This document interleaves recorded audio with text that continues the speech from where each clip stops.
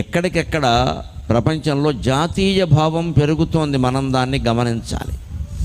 అందుకని మనం కూడా మన భారత జాతికి, హైందవ జాతీయ భావాలకి ప్రాధాన్యం ఇచ్చి మన పిల్లల్ని పెంచితేనే మన జీవితాలు బాగుంటాయి. మనం భారతీయులం, అందున హిందువులం, మనకి దేవతలు ఉన్నారు, ఈ లక్షణాలు ఉన్నాయి, ఈ సంస్కారాలు ఉన్నాయి, మన చిహ్నాలు ఇవి, వీటిని మనం ధరించే బడికి వెళ్ళాలి అని పిల్లలకి నేర్పాలమా? మగ ఆడ భేదం లేకుండా ఈ మాటలు వింటున్న ఇన్ని వేల మందికి ముందు నేను చెయ్యి చాపి గురుదక్షిణగా ఒకటి అడుగుతున్నా.